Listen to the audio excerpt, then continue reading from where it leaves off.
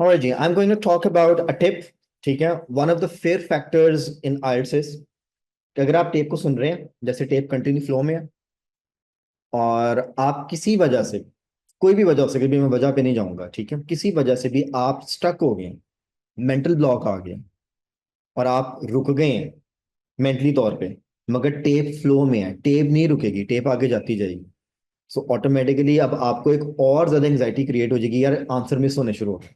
आपने करना क्या है? इसकी एक टिप है, ठीक है। Tip is this, you can apply a jump technique. इसका नाम ही जंप टेक्निक है।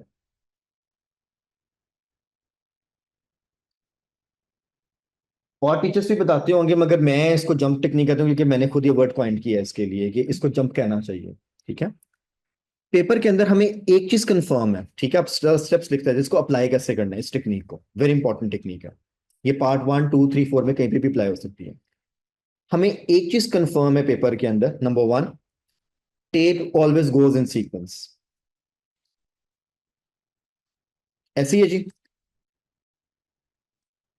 प्लेस का वर्ड यूज कर लेते हैं, टेप प्लेस इन सीक्वेंस।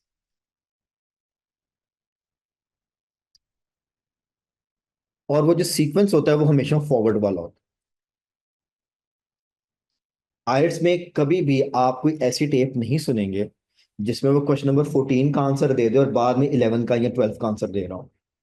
वो 11 का, 12 का, 13 का, 14 का एंड सो ऑन। अगर आप किसी एक क्वेश्चन पे स्टक हो गए हैं तो एक चीज तो हमें कंफर्म है पेपर के पैटर्न से कि पेपर फॉरवर्ड में ही जा रहा है, ठीक है। आपने देखना कि आप स्टक कहाँ पे हुए हैं। फॉर एग्जाम्पल, आप क्वेश्चन नंबर 11 सॉल्व कर रहे थे, आप 11 को सॉल्व कर चुके हैं, 12 में जाके कुछ गड़बड़ हो गई, ठीक है। और गड़बड़ की वजह कुछ भी हो सकती है, वोकैब हो सकता है, आपका लैक ऑफ कंसंट्रेशन हो सकता है, आपको फौरन छींक आ गई ड्यूरिंग द पेपर, आपने स्नीज किया है और अब एकदम आप कंट्रोल ले रहे हैं वापस, ठीक है। साथ वाले ने कुछ कर दिया, आपकी कोई पेंसिल गिर गई है, गलती से कीबोर्ड पे कुछ टाइप कर दिया आपने, आपका ध्यान उधर चला गया है, कुछ भी हो सकता है, ठीक है ना। उसकी वजह से फौरन आपका जो है ना थोड़ा सा डाइवर्जन आ जाएगी, whatever the reason is. अब आपको पता है कि टेप सीक्वेंस में है। अगर तो आपने ज्यादा टाइम नहीं लिया अपने आप को रिकवर करने के लिए, अब ज्यादा टाइम यहाँ पे सेकंड्स के अंदर आएगा, ठीक है। जैसे अगर आप रोड पे जा रहे हैं या अचानक आपको चक्कर आता है तो आप विद इन सेकंड्स अपने आप को कंट्रोल में ले आते हैं, मगर टेप के अंदर वो सेकंड्स भी बड़े इंपॉर्टेंट है। अगर तो वो ज्यादा सेकंड्स नहीं गुजरे हैं, फिर आपने लेना है छोटा जंप, जिसको हम कहते हैं स्मॉल जंप ले लें,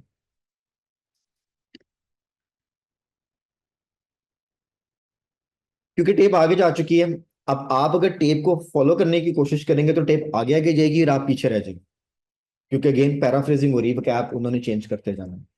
आप क्वेश्चन नंबर 11 पे थे, 11 खत्म हो रहा था या 12 पे थे और आपको कुछ डिस्टरबेंस हो गई है, आप क्वेश्चन नंबर 12 को छोड़ दें और क्वेश्चन नंबर 13 के क्वेश्चन को रीरीड करके वहां पे फोकस्ड हो जाए, क्योंकि टेप ने वहां पे आना है अभी, ठीक है। एक क्वेश्चन को सेक्रीफाइस करें, कंट्रोल गेन करें दोबारा टेस्ट के अंदर। लेट्स सपोज आप किसी भी वजह से टेप के अंदर डिस्टर्ब हो गए हैं और आपने कोशिश की कि मैं कैच कर लेता हूँ टेप को। आप टेप के पीछे पीछे, अब टेप आगे जाती जा रही है और 30 40 सेकेंड्स आप टेप को पकड़ने की कोशिश करें, टेप पकड़ी नहीं जा रही। अब हो सकता है वो 12वें और 13वें क्वेश्चन से भी आगे आ गया हो। अगर आपने ज्यादा टाइम उसको दे दिया और आप उसको कैच नहीं कर पा रहे, फिर लंबा जंप लेना है, जिसको हम कहते हैं लार्ज जंप। मैं बड़े सिंपल वर्ड यूज करूँ, मेरे ख्याल है अच्छे से समझ आ रही है। अगर आपने ज्यादा मिस कर दिया है तो 2 या 3 क्वेश्चन छोड़ दें फिर, ठीक है। अगर आप टेप के शुरू में है तो, अगर आप वैसे टेप के एंड में है फिर तो आप कैच वाली गेम खेल सकते हैं।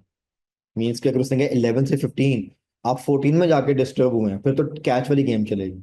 मगर अगर आप 11 में डिस्टर्ब हो गए हैं, एंग्जाइटी आती है कि यार मेरा पूरे 5 या 6 क्वेश्चन गलत हो जाने हैं, तो बेहतर है कि एक क्वेश्चन या दो को सेक्रीफाइस कर दें और जंप करके आगे चले जाएं। ये नेचुरल चीज है, हो जाता है पेपर के अंदर। मेरा नहीं ख्याल कि आप में से किसी भी कैंडिडेट को 40/40 स्कोर चाहिए। ज्यादातर कैंडिडेट्स 6.5 वाले हैं या उसके बाद 7 बैंड पे आ जाते हैं, 7 बैंड 33 34 पे आ जाते हैं। आपके पास 5 6 क्वेश्चन का क्वेश्चन अवेलेबल है, एक दो गलत हो जाएं, एक दो आप छोड़ भी दें, तब भी आप आराम से 7 बैंड निकाल सकते हैं। गुड। और अगर आप इससे भी हायर बैंड की बात करें डेफिनेटली फिर आपका कंसंट्रेशन लेवल और अच्छा होता है, फिर आप इन चीज़ों पे काम करके जाते हैं। अब इसको प्रैक्टिस कैसे करना है?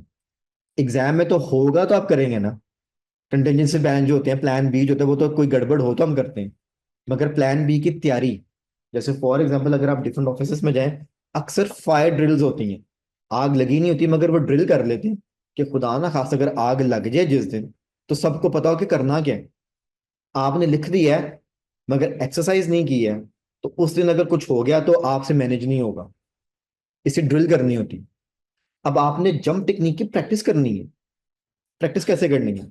लेट्स सपोज क्वेश्चन नंबर 11 से टेप को प्ले करें, 11 सॉल्व करें, टेप को प्ले रहने दें और अपने हेडफोन उतार के नीचे रख दें और स्क्रीन पे काउंट करें। मैंने सिर्फ 5 या 6 सेकंड का गैप देना है और मैंने हेडफोन दोबारा पहनने हैं। दोबारा पहने, एक क्वेश्चन का जंप लें और 13 पे जाके रुकें और देखें क्या मैं टेप को यहाँ से कैच कर रहा हूँ। आपको स्मॉल जंप की प्रैक्टिस हो जाएगी। ये बार बार करें। अब लॉन्ग जंप कैसे प्रैक्टिस करना? अगेन टेप को 11 से प्ले करें, थोड़ी देर टेप सुनने के बाद हेडफोन उतार के नीचे रख दें, टेप को चलने दें और काउंटर पे टाइम देके कम से कम कुछ 30-40 सेकंड टेप को चलने दें। ठीक है? और उसके बाद दोबारा हेडफोन लगाएं और क्वेश्चन नंबर 14 पे जंप कर जाएं। अब देखिए कि क्या मैं 14 पे उसको कैच कर पा रहा हूँ कि नहीं पा रहा हूँ। और अगर आपने उसको ध्यान से सुना तो कई बार हो सकता है आप पीछे भी चले यार, ये तो अभी 13 की बात कर रहे हैं, आप 13 पे भी जा सकते हैं। इसको आपने प्रैक्टिस करना, this is called a jump technique. ठीक है? तो ये प्रैक्टिस करके जाएंगे तो पेपर में इसको मैनेज कर सकते हैं। ऑलराइट? और घबराना नहीं है, ये एक नॉर्मल सी बात है।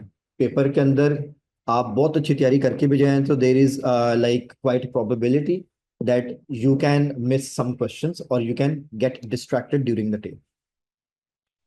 Are we good? ये बात समझ आइए?